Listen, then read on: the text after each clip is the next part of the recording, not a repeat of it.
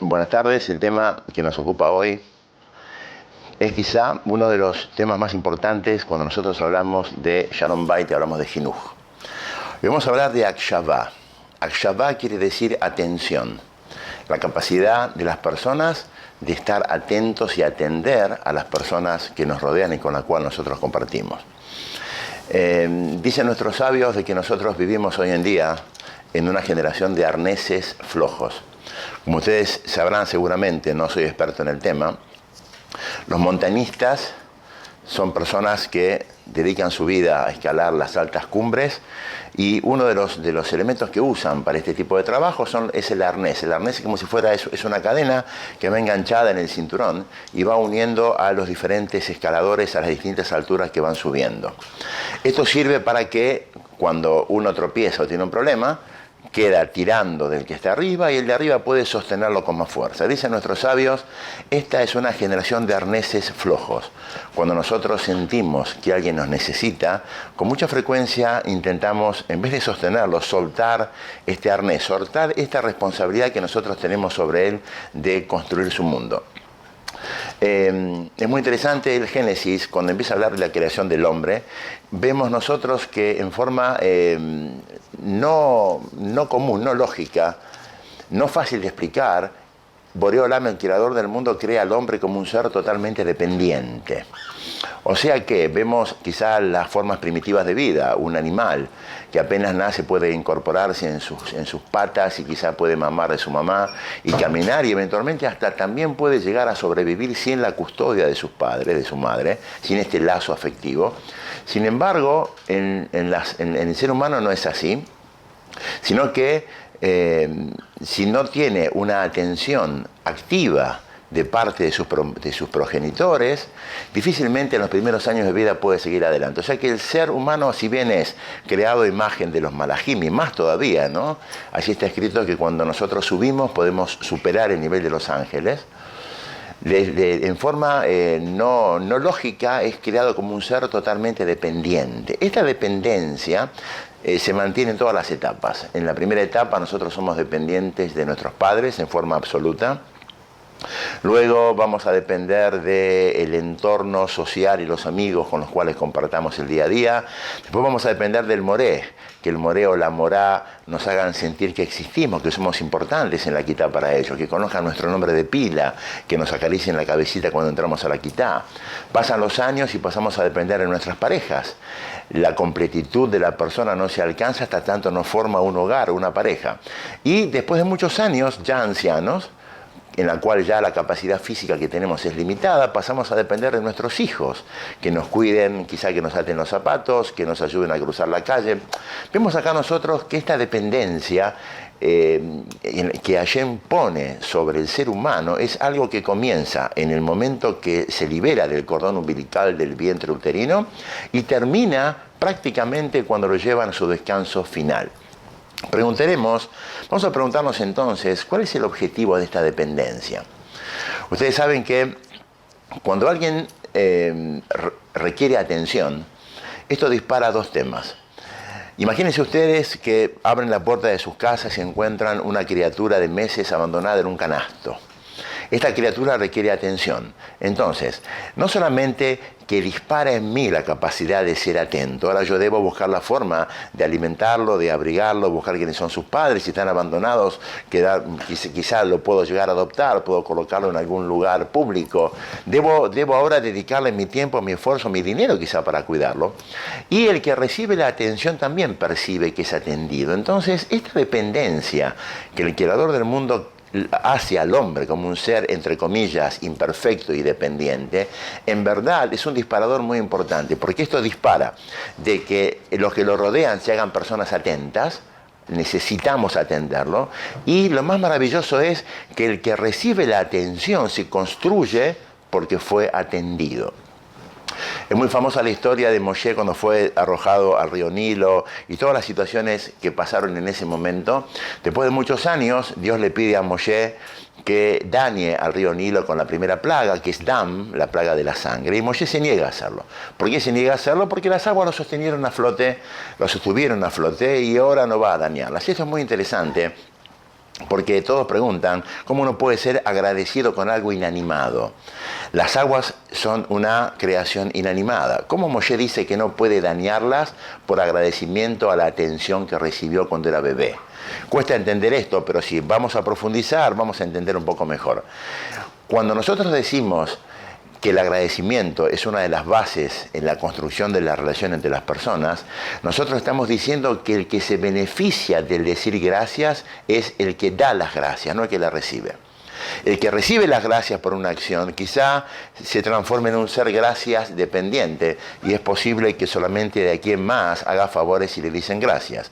Pero el que da las gracias y el que agradece se transforma en más persona porque agradece. Entonces vemos aquí que en el Hakarat HaTov, en el agradecimiento, es como un camino de una sola mano.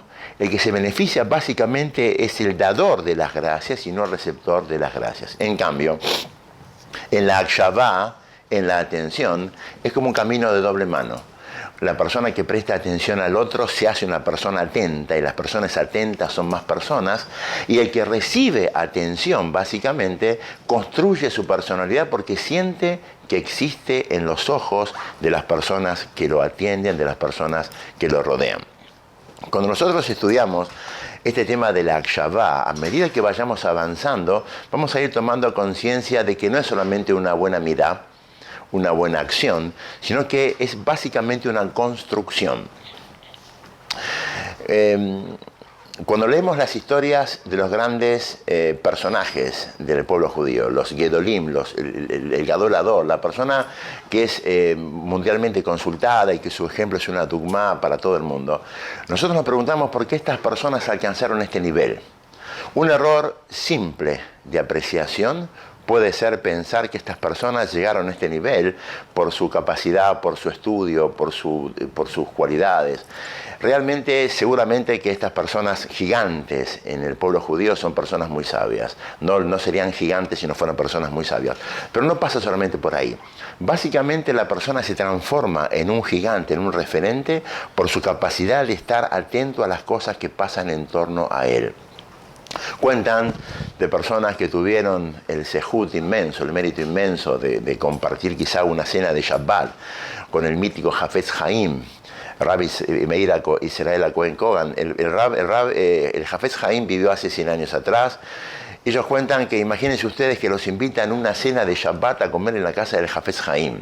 Entonces, cualquier persona normal diría, bueno, ¿qué va a pasar aquí? ¿Cuántos rezos van a ser dichos antes? ¿Qué va a pasar de qué más? ¿Cómo será esto? Sin embargo, cuentan que muy poco tiempo tenían mérito de compartir la mesa con el Hafetz Haim. Dicen, ¿por qué así? Porque el Rab se sentaba, hacía kiddush rápidamente para que la persona no espere para comer, y inmediatamente empezaban la serie de golpes en la puerta de su casa, y primero lo llamaban por un motivo, para pedir refuá, curación por un enfermo, después lo llamaban por otro motivo, era permanente, eran personas que estaban prácticamente entregadas a la gente. Entonces este señor que con toda la ilusión fue a sentarse en esa mesa esperando compartir con el Hafetz Haim, se encontraba que era muy poco el tiempo que estaba porque eran personas que estaban permanentemente entregadas. La Torá nos cuenta, y el Nach también, dos personas que fueron elegidas por su capacidad de entrega. Uno fue Moshe y otro fue David, ambos pastores de ovejas. La historia famosa de Moshe, que todos conocemos, que estaba pastoreando un rebaño de ovejas, que una oveja se deja, es capaz de dejar todo el rebaño por una oveja que sale de su camino. En ese momento que él se dirige a rescatarla, amerita que Boreolam, que Dios le dirija la palabra y se revele a él. Esta revelación fantástica, que es la revelación del Sené, quizá en algún momento en alguno de los temas la podamos desarrollar con tiempo, aparece solamente cuando Moshe muestra que es capaz de estar atento a un animal que está sufriendo y que se aparta del rebaño. Entonces vemos acá que no solamente la akshavá, la atención, es un buen modal, sino que es una construcción. Nosotros tenemos, entre los días que transcurren entre Pesaj y Shavuot, y Lag BaOmer básicamente, son 33 días en los cuales no hacemos fiestas, en los cuales no hay casamientos, no hay música, y se cumplen muchas pautas de Abelut, de duelo. porque es así, porque en esa fase de tiempo fallecieron 24.000 alumnos del Taná, de Rabí Akiva, una historia muy famosa. El Talmud, en Masejet Yevamot, pregunta por qué murieron, y contesta, murieron por no darse kabod zelase, no respetarse unos a los otros, no atenderse unos a los otros, no contenerse unos a los otros. Todos preguntan, ¿dónde está escrito en la Torá de que hay pena de muerte por no dar kabod a las personas? O no dar atención o contención a las personas. Si hay una falta de respeto, quizá haya que hacer una disculpa pública o algún tipo de pena pecuniaria, algún tipo de compensación. Pero ¿dónde está escrito que hay que pagar con la vida por no atender a la gente? Dicen nuestros sabios que los rabanín del Talmud, cuando se despedían después de compartir muchos años de estudio juntos, usaban una frase. La frase decía, Olameja tie bejayeja. Olameja tie bejayeja quiere decir que veas tu mundo construido en tu vida. O sea, que no te vayas de este mundo físico sin ver tu construcción interior como persona en forma total. Preguntan, ¿de qué depende entonces que una persona se construya? Obviamente depende del esfuerzo personal, depende del tikkun midot, de cómo yo trabajo sobre mis cualidades, seguro que depende de mí. Pero no solamente depende de mí, depende del entorno. Si el entorno es un entorno que no me ayuda, yo quedo como un ser imperfecto. Si no soy atendido, entonces mi potencial interior, mis capacidades quedan truncas. Ahora nosotros entendemos por qué motivo estas 24.000 personas que no fueron atentas y solícitas y dieron honores a sus compañeros, pagaron con su vida. Si destruir una neshama, un alma, es como destruir un mundo entero, destruir 24.000 almas, 24.000 personas quedaron inconclusas por la falta de atención y de contención. Entonces, ahora entendemos un poco más. La Perashá Emor en el Sefer Vaikra, tercer libro de la Torá, al final, trae un caso emblemático para poder entender esto. Acá dice, ustedes saben, cuando los Am Israel salió de Misraim, de Egipto, salimos agrupados en campamentos. En estos campamentos las personas se agrupaban en función del linaje paterno. O sea, si mi papá es del Shevet de la tribu de Reubén, voy con la gente de Reubén, independientemente de dónde sea mi mamá. Van agrupados en base al linaje paterno. Ahí cuenta, Vayetze ben Isha israelit, Beu ben Ish misri. Betoch Bene Israel. Ahí dice que salió una mujer israelít que venía, que era un muchacho que su mamá era una mujer israelí y su papá era un Ish Misri, era un hombre egipcio. Entonces este señor fue a sentarse, la mamá era Shulamit Bat Dibri de la tribu de Dan, entonces no sabiendo con quién agruparse porque su papá era egipcio, fue a sentarse con la gente de Dan. Hay cuenta que la gente de Dan le dijo que no podía estar ahí porque la mamá era de Dan, pero el papá era egipcio. Entonces fue con la tribu de Rubén y le dijeron exactamente lo mismo. Con nosotros no, con quién no sabemos, pero con nosotros seguro que no. Y fue así con todas los Shevatim y todos le dieron la espalda. Dice el Pasuk, Vayetze, que este muchacho salió y terminó blasfemando. Vaikov ben Aisha israelit, et Isha Vaikalel, Vayaviotó, y terminó blasfemando e insultando a Dios. El Pasuk empieza diciendo Vayetze, que este salió. ¿Salió de dónde? Salió y blasfemó. ¿Salió de dónde? Dice Rashi, Meham Yatzá, ¿de dónde salió? Y contesta, Yatzá Meolamo, salió de su mundo. ¿Qué quiere decir que salió de su mundo? Quiere decir que al ser que no se sintió atendido por ninguno de los que los fue a preguntar con quién quedarse, se destruye su mundo interior, sale de su mundo interior, y la persona que siente que su mundo interior no existe porque se siente que no le importa a nadie y que son indiferentes con él, automáticamente cae en el error grosero de la blasfemia. Después la Perashá nos cuenta que este señor termina muy mal, pero no es el caso para contarlo aquí.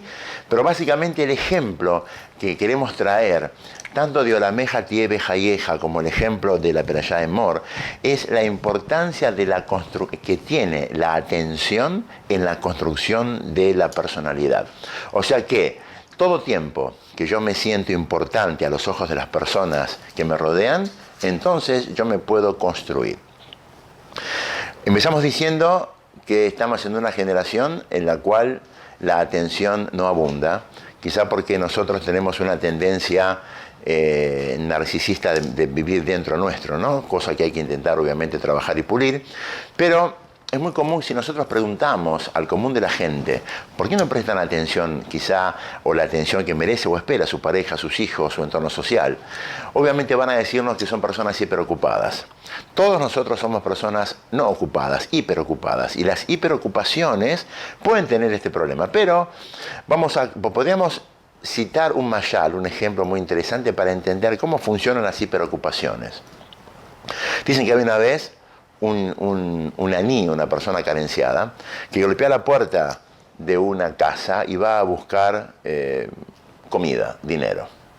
Entonces lo atiende, abre una ventanita muy chiquita y ahí aparece un niño de 5 o 6 años y le pregunta qué quiere. Le dice, tengo hambre, vengo a buscar algo de comida. Entonces el nene le dice, mamá y papá están durmiendo, no los puedo despertar. Espere que voy a ver qué hago.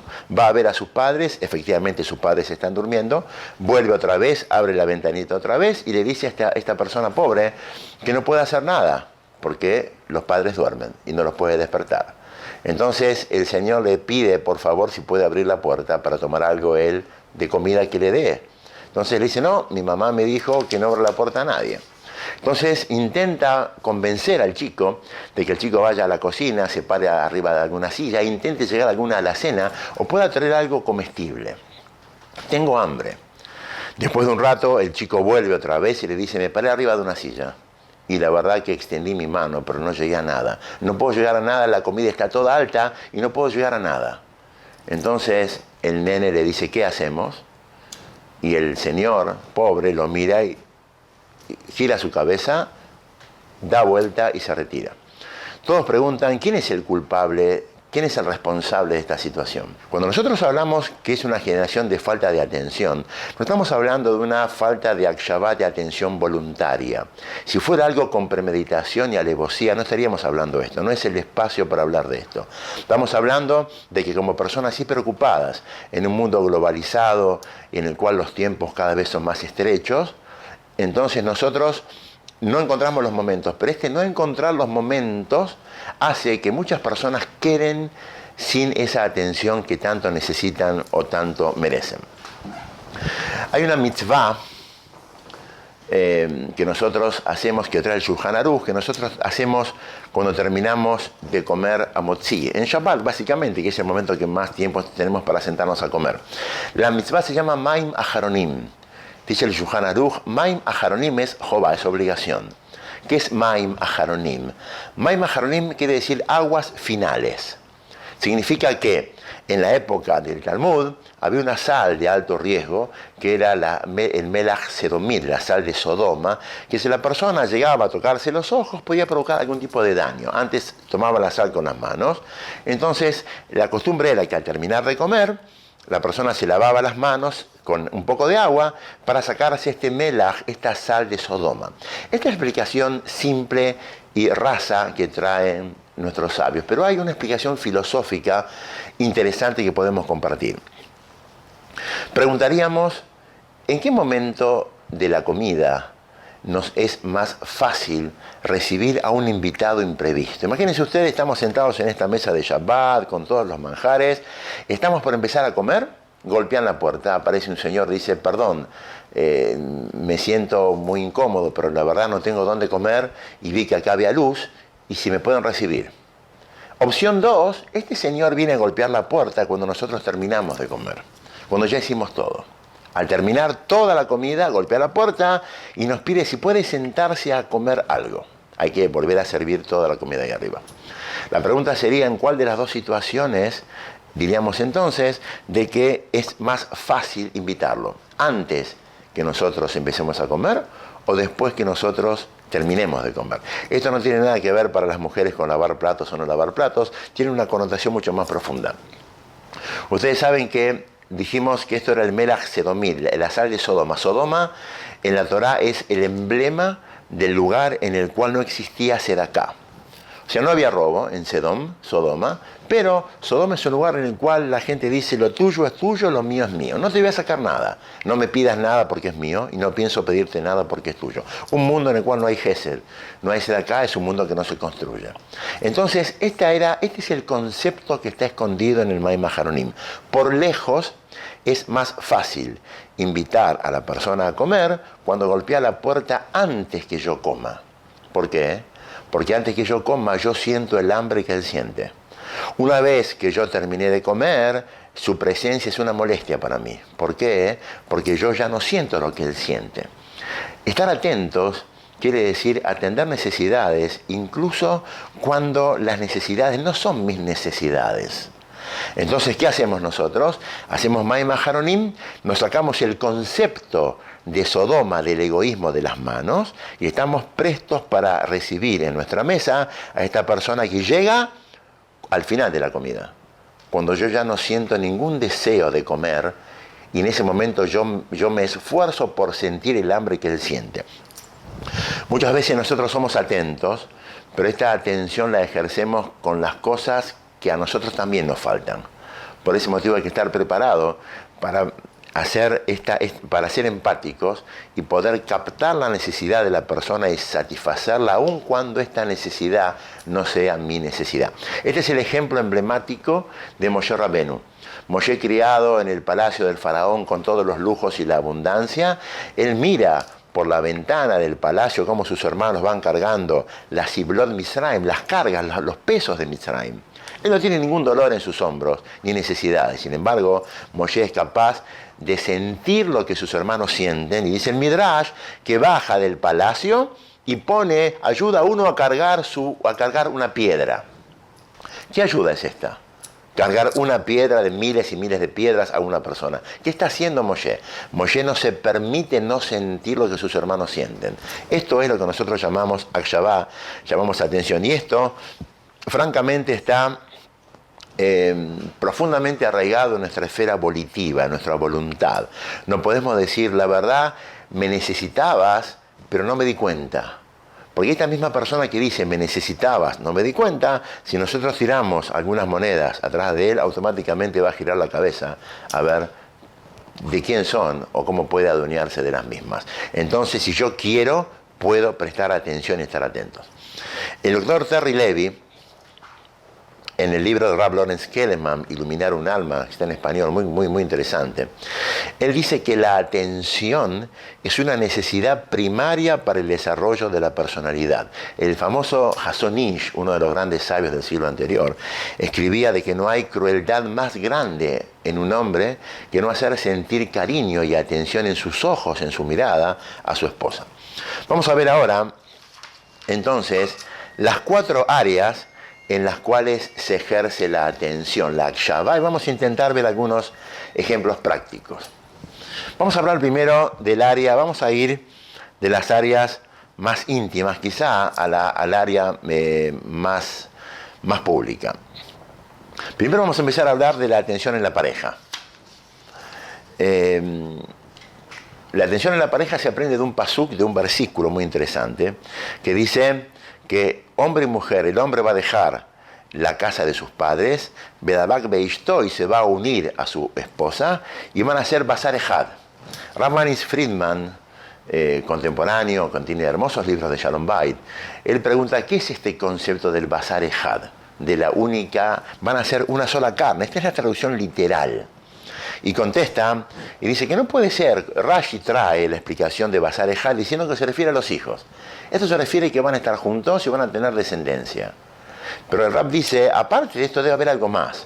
¿Por qué? Porque si fuera por la descendencia, ¿por qué no dijo directamente Purú Urbú, tengan hijos? Si Basar Ejad, una única carne, se refiere a un concepto espiritual, un concepto de ideologías similares, ¿por qué usó la palabra Basar, carne? Entonces, dice que sin duda que el concepto de Basar Ejad es un concepto referido a la empatía, a la capacidad de estar atento a lo que mi señora, a lo que mi pareja necesita. Hay una muy famosa historia, trae el nombre de varios Gedolim. La verdad, francamente, no quiero citar ninguno porque no sé a ciencia cierta el nombre de quién realmente es traída. Hay varios nombres que se traen el nombre de esto, que cuentan que una pareja fue a ver al doctor. La señora tiene un dolor en la pierna. Entonces el esposo, el doctor les preguntó quién era el paciente, qué pasaba, qué podía ayudar.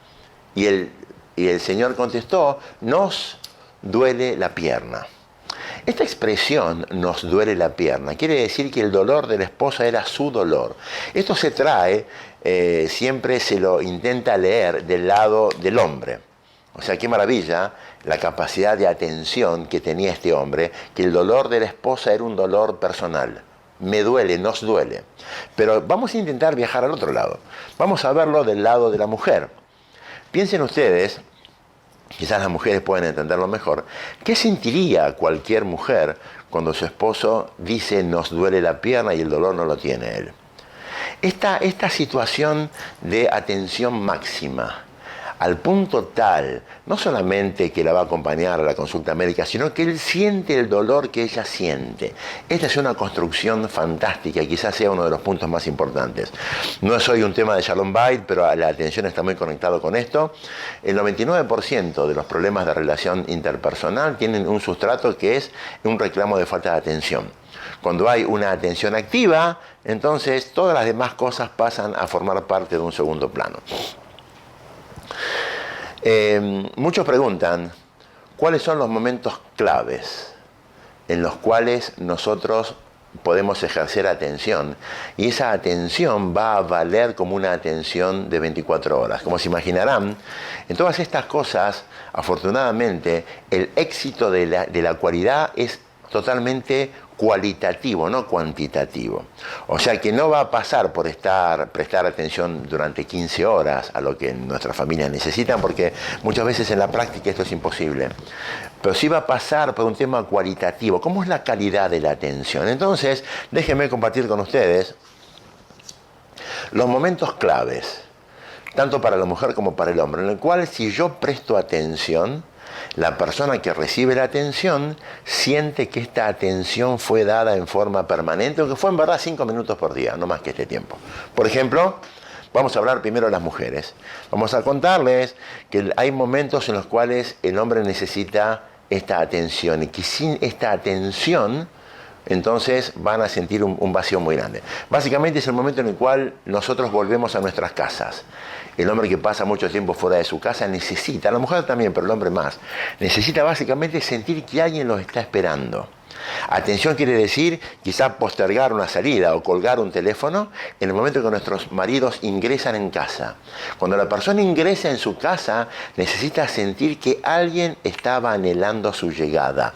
Esto se llama una atención cualitativa de alto nivel y que representa una atención cuantitativa inextenso. Luego, el hombre va a relatar sus logros fuera de la casa, necesita saber que es capaz de halagar a la mujer, necesita que le respeten los momentos, pero estos son momentos en los cuales la mujer presta atención. Estos 4 tips tan interesantes, si nosotros lo hacemos como corresponde, esto implica un lleno que la otra persona recibe y que se siente atendida en forma permanente. Para los hombres, básicamente, como dice el Talmud, esto se presta mucho a los chistes, pero francamente así está escrito, ahí dice que Eser Halakim, 10 partes de hablas bajaron al mundo, de las cuales 9 se llevó a la mujer, y la otra no es nuestra, sino que la otra la compartimos. Entonces la mujer tiene 9 partes y media contra media. Esto es un problema para nosotros, porque salvo excepciones, en las cuales vamos a encontrar hombres que son verborrágicos, que no es lo habitual, la mujer es la que básicamente habla, y el problema es que ella va a leer la charla como un símbolo inequívoco de atención e interés. Entonces, si nosotros charlamos, estamos diciendo que nos interesa y estamos involucrados en la relación. Si nosotros somos apáticos, la lectura es que estamos ausentes. No es así, pero hay que esforzarse por hablar, que es un desafío para nosotros. Entonces, el hombre debe estar muy atento cuando la mujer está hablando. ¿Por qué? Porque escuchar lo que la mujer nos está diciendo, nuestras esposas nos dicen, es estar atentos. Y otra vez no se olviden, estamos hablando del ingrediente que construye la relación por excelencia.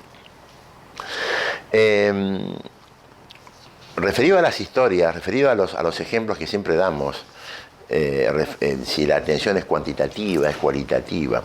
La verdad que a nivel personal siempre prefiero ejemplificar las cosas con historias, porque difícilmente ustedes se acuerden de los conceptos, pero sí se van a acordar siempre de las historias. Una historia contemporánea que ocurrió en Lakewood. Lakewood es una gran ciudad cerca de New Jersey, en Estados Unidos, donde hay una población de personas que estudian Torah full time y part time realmente inmensa, quizá una de las más importantes del mundo. Uno de los mashgiach, de los directores espirituales de la Yeshiva de Lakewood, es Rav Matatiyahu Salomon, una persona muy especial. Rav Matatiyahu Salomon cuenta que una vez había ocurrido una situación muy desagradable en una casa. Un papá de muchos chicos había dejado el mundo. Bueno, estaban haciendo Shiva, estaba la familia en un momento de dolor inmenso, sentados los chiquitos en el piso, y la costumbre de Am Israel es que los familiares, los amigos, la gente en general, van a saludarlos para darles sus condolencias. Entonces, entre los que estaban sentados ahí había un chiquito de nombre Moshe, que no paraba de llorar, que a veces preguntaba por su papá, que en verdad nunca terminaba de tomar real dimensión de lo que estaba pasando. Rav Matatiyahu Salomon cuenta de que él ingresó a ese lugar, las personas se pusieron de pie, es una persona muy conocida, muy respetada, y el Rav saludó rápidamente al grueso de la gente y fue directamente a sentarse en el piso con este chiquito. Le preguntó, ¿cómo te llamas? Me llamo Moshe, pero me dicen Mo. Me dijo, muy bien, Mo, contame, ¿dónde estudias? ¿Qué estás estudiando? Empezó a charlar con Mo. Al poco tiempo, el Rab le dijo así, tengo una idea, vos sabés que yo también perdí a mi papá cuando tenía 7 años, igual que vos. Tengo una idea, ¿qué te parece si fundamos el club de las personas que perdieron sus papás a los 7 años? Mo abrió sus ojos y dejó de llorar. El Rab siguió, ese club funciona así, vamos a hacer una tarjetita. Cuando vos me necesites a mí, me llamás. Y por más que yo esté ocupado, yo voy a dejar de hacer todo lo que estoy haciendo, porque me llamás vos, que sos Mo del club de las personas que pasaron esta situación tan difícil. Y cuando yo te llame a vos, vos vas a dejar de jugar, de hacer lo que estás haciendo, y vas a atender mi teléfono. Este es el pacto que hacemos entre vos y yo. Mo le dijo al Rav Matatiyahu Salomon, usted, Rav, es una persona muy ocupada, usted va a atenderme cuando yo lo llame. Dijo, este es el pacto. Hacemos un pacto entre vos y yo. Cuando vos me llames, yo suspendo todo lo que estoy haciendo para atenderte a vos. El Rav se paró, saludó a Mo y a la familia y se retiró. Cuentan, no solamente que Mo no necesitó llamar nunca al Rav, sino que automáticamente cuando el Rav salió cambió totalmente su semblante. Dejó de llorar y se calmó. Preguntan, ¿por qué se calmó Mo si en la práctica nunca lo llamó y no hubo más contacto con el Rav Matatiyahu Salomon? Y contestan algo que es maravilloso.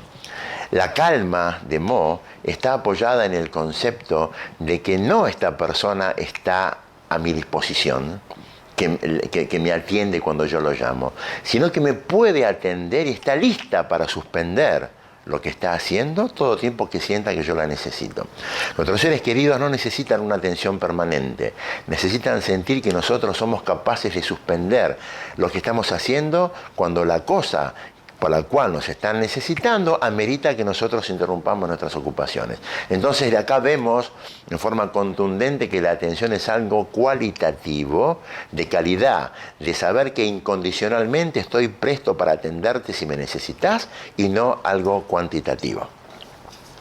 Referido, vamos a la segunda parte de la atención, que es la atención con los chicos, con los hijos.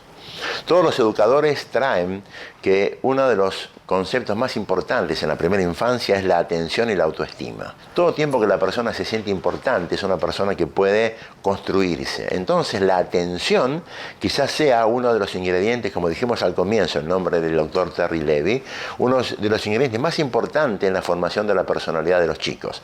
Al punto tal que cuando hay un problema en una quitá de un chico que se vuelve agresivo rápidamente o empieza con tics nerviosos, entonces en vez de llamar a un neurólogo, a un psicopedagogo, llamamos primero a los papás y les preguntamos qué pasó en esa casa en los últimos 2 meses. Quizá nació un bebé, quizá están con serios problemas económicos o los papás tienen problemas de relación y esa cosa hace que el chico reciba menos atención. Entonces, normalmente, cuando hay un problema de esa índole y se refleja en baja atención, los primeros dañados son las criaturas. Este es, básicamente, quizá el punto más importante en la atención. Rav Lorenz Keleman cita un estudio muy interesante, al cual llaman el síndrome del apego. El síndrome del apego funciona así. Evaluaron 2 grupos etarios, 2 grupos de edad diferentes. Chicos que tenían 2 años y después hicieron un seguimiento con los mismos chicos cuando tenían 10 años. Cuando los chicos tenían 2 años, vieron un grupo que pasaba largas horas en guarderías porque los padres eran personas que trabajaban, y otro grupo que pasaba largas horas con los padres porque los padres tenían la chance de estar con ellos tantas horas por día. Volvieron a ver estos chicos 8 años después y ellos descubrieron que los chicos que pasaban altas horas en guarderías, lejos de los papás, que no lo hacían por una diversión, lo hacían por una necesidad laboral, pero en la práctica, como el Macé de la historia del pobre y el chico quedaba sin esta sensación de apego, de conexión, eran chicos con una autoestima baja, eran chicos de bajo rendimiento escolar y eran chicos con un nivel de competitividad lesiva, negativa. Los otros chicos, a los 10 años, que habían pasado toda su infancia pegados a sus padres, eran chicos con un nivel de autoestima más alto, menos competitivos, mejor rendimiento escolar. Rav Lorenz Keleman trae este concepto del tema del apego para enseñarnos hasta qué punto el chico es responsable, los padres somos responsables por esta sensación de autovaloración. Hay un cuadro de desnutrición muy conocido que se llama marasmo. El marasmo es un cuadro que básicamente se estudió después de la Segunda Guerra Mundial, en la cual muchos chicos que quedaron huérfanos eran atendidos en orfanatos, lugares en los cuales se atendían 1 o 2 personas, atendían a 50 criaturas. Ellos vieron que muchos de ellos se abandonaban, dejaban de comer, perdían peso, entraban en un cuadro de desnutrición que se llama marasmo, que es muy conocido, y ellos vieron de que este abandono o falta de nutrición, esto era disparado por la falta de afectividad. Entonces pusieron más personal y ahora cada personal podía ocuparse de 2 y 3 chicos y sentarse al lado, darles de comer en la boca, acariciarlos, charlar con ellos, y vieron increíblemente cómo el cuadro se revirtió.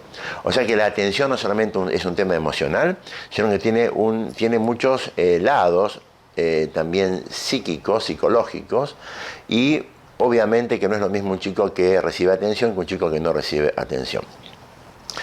Dejando el entorno cercano, vamos un poco para afuera ahora y vamos a ver un punto muy interesante de lo que se refiere a la atención con el entorno social.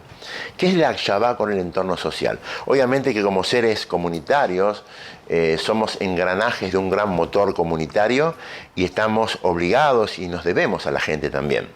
Una persona que no se entrega a la comunidad en la cual está inserto es alguien que vive en una isla y no se desarrolla tampoco él. Pero hay un punto muy interesante que leí una historia de Rav Pesach Krohn, que entiendo que es muy interesante que lo podamos traer para citarlo. Todo lo que es Akshavá social, comunitaria, son cosas muy conocidas por todos, pero este punto quizá no tanto.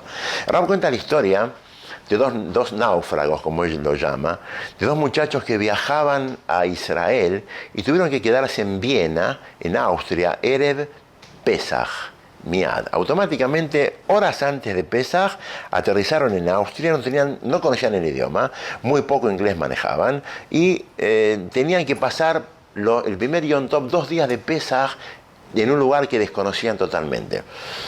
No hicieron lo que cualquier persona lógica habría hecho. Llegaron al aeropuerto, bajaron ahí, buscaron un Bet Knesset, alguna dirección de un Bet Knesset, y van al Bet Knesset. Llegan al Bet Knesset, paran en un hotel, van al Bet Knesset, a ver si alguien se apiada de ellos y les da de comer. Los invita al Seder de Pesach.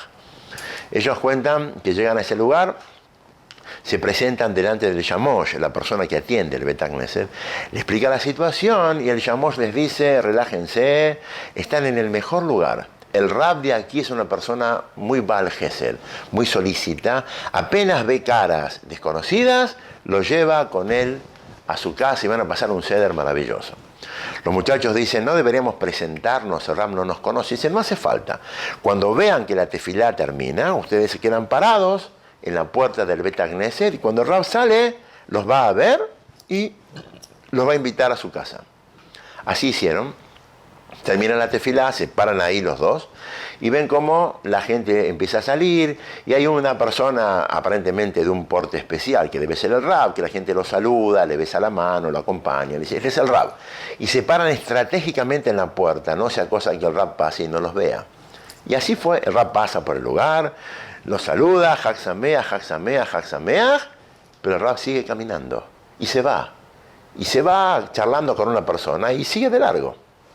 Entonces, desesperados, le dicen al Yamosh, no hay cómo, no, tuvimos que haber avisado al Rab. ¿Qué pasó? Es muy raro, dice, la verdad llama mucho la atención. Pero al poco tiempo, el Yamosh les dice, les pido disculpas, estoy invitado también, yo no como en mi casa, si no lo llevaría conmigo.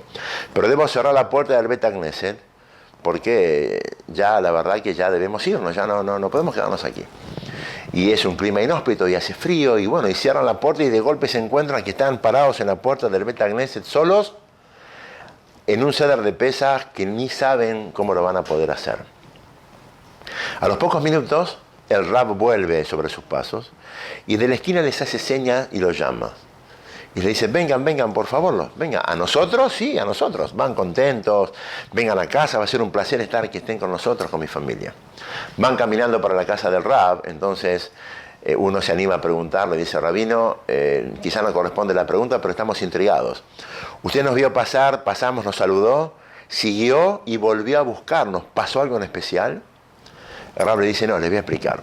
Cuando yo salí, seguro que los vi. Y seguro que tuve la primera intención de traerlos a mi casa. Si no tienen dónde estar, va a ser un honor que estén con nosotros.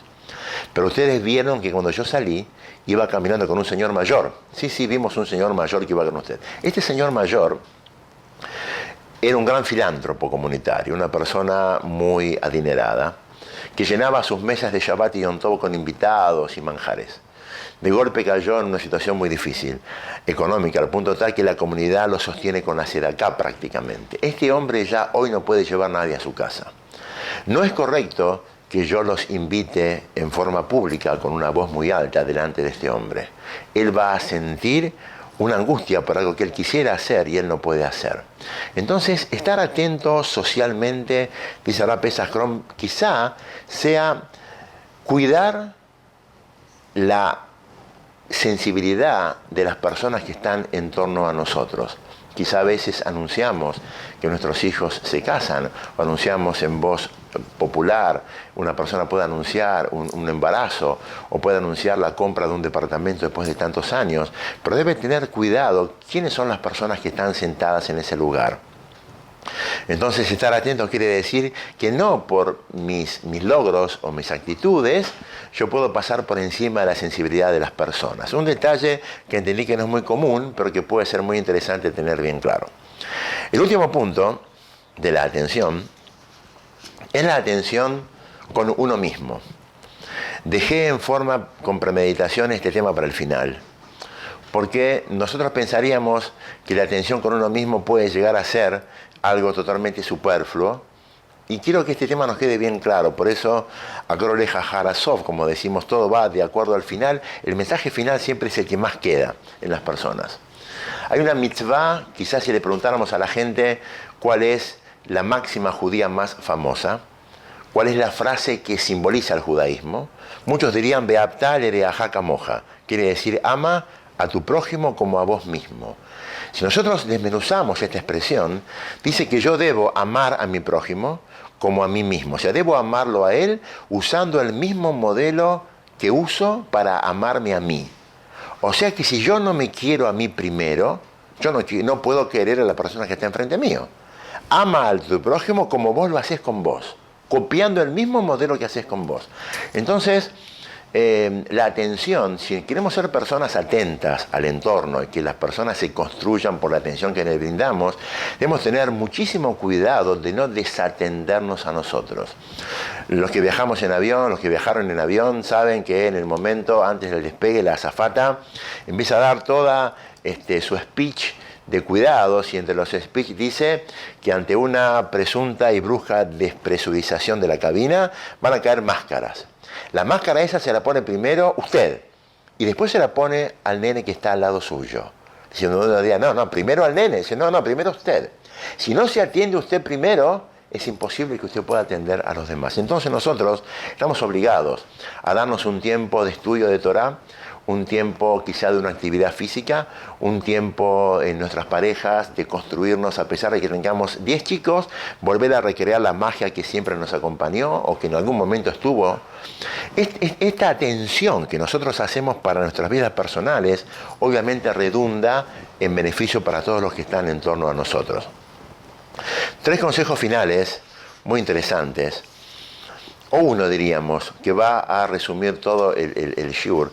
¿Cómo nosotros podemos volvernos personas atentas? Ok, ya entendimos que la Akshavá es importante, que no solamente por mí, es por mi entorno, está muy claro. ¿Cómo podemos volvernos personas atentas? Y es muy interesante que muchos van a enfocarse en el aspecto emocional del tema, pero se van a sorprender cuando la Akshavá, la atención, se empieza a desarrollar cuando soy atento básicamente a las necesidades físicas de las personas. O sea, una frazada, tapar a alguien que tiene frío, dar de comer a alguien, llevar a alguien a un lugar que llega tarde. Cuando una persona está atenta a las necesidades físicas que pueden parecer mínimas o superfluas, esta persona sin duda va a estar atenta a las necesidades emocionales. Cuenta el Rab Reuben Feinstein, hijo de Rab Moshe Feinstein, Tzadik Zecher Libraja, uno de los grandes legisladores americanos del siglo pasado. Cuenta que su papá, que era una persona hiper ocupada, se preocupaba la noche cuando llegaba de asomarse en la pieza y taparlos, usar frazadas o calentar en invierno en la estufa las sábanas para poder colocárselas encima de ellos. Era una persona que no solamente se ocupaba del aspecto rujaní espiritual de la casa, sino que básicamente se ocupaba del aspecto físico de las personas. Una última historia, que creo que fue la historia que más me marcó, y la trae el Rab Pesach Krohn también, y el Rab Baruch Brura en sus libros muy conocidos, que más me marcó en el tema de la atención. Dicen que existe en Estados Unidos, no recuerdo el lugar exacto, un centro de recuperación para chicos con problemas motrices de todo tipo, llamado Hush. Y este lugar, Hush, es como una especie de campus en los cuales los chicos están internados, tiene todo tipo de actividades y talleres, y los papás lo visitan todos los fines de semana. Cuenta el papá que fue a visitar a un hijo que tenía internado en este lugar. Vamos a ponerle un nombre de fantasía, Shaya, como trae el libro realmente. Dicen que, ¿qué hacía cuando iba a visitar a Shaya? Iba a visitar a Shaya y caminaban por el parque gigante del campus. Y Shaya es un chico con una gran discapacidad motriz de los miembros inferiores, camina con muletas, le cuesta mucho moverse, es un problema de una atrofia paulatina, una miotrofia, un problema muscular progresivo, y bueno, entonces el papá intenta alegrar a Shai en el poco tiempo que comparte con él por semana. Él cuenta que en una de las salidas llegaron casi al límite del campus y se veía afuera como unos chicos que estaban jugando al béisbol. Entonces Shai pidió salir un poco para ver más de cerca el partido de béisbol. Cuando llegó al lado de los que estaban jugando ahí, entonces Shai empezó a llorar. El papá asustado le preguntó, ¿qué querés? ¿Qué pasó? Dice, me encantaría tomar el bate de béisbol y poder jugar. Pero Shaya no es una persona que esté físicamente apta para jugar al béisbol. El papá intenta hacérselo saber de alguna manera, pero Shaya no entiende. Shaya llora y él quiere jugar al béisbol.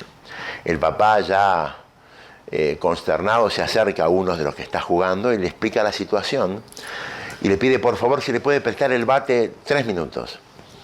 Los chicos le contestan que lo harían, pero que no pueden hacerlo porque es una competencia intercolegial, es una especie de campeonato intercolegial. Están jugando en forma casi oficial, no pueden interrumpir el partido. Pero cuando ven que Shaya sigue llorando, suspenden lo que están haciendo y se acercan a preguntar qué pasa. Entonces le dan el bate en la mano y arman toda una pantomima para que Yahya tenga tiempo de viajar por las bases y poder llegar. Pero a Yahya le cuesta mucho caminar. Igual arman toda una situación en la cual tiran la pelota muy alto para que él tenga tiempo de caminar con su problema motriz tremendo, y arman toda la situación para hacerle creer a Yahya que terminó ganando la partida. Cuando termina la partida y Yahya siente que la ganó, lo suben sobre los hombros y empiezan a vitorearlo y caminan por todo el campo de béisbol gritando que Yahya ha ganado. El padre escribe la historia y él dice así: vi a mi hijo en los hombros de esta gente. Nunca vi una sonrisa en su cara como en ese momento. Estas personas no tenían obligación de atenderlo, pero estas personas anularon su tiempo y su juego para dar atención a una persona que lo necesitaba.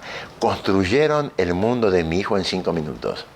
Esto nos enseña a nosotros hasta dónde debemos ser delicados y estar atentos a esta necesidad básica. Si nosotros lo hacemos, no solamente nos volveremos personas atentas, sino más todavía, estaremos construyendo el mundo de muchas personas que lo necesitan.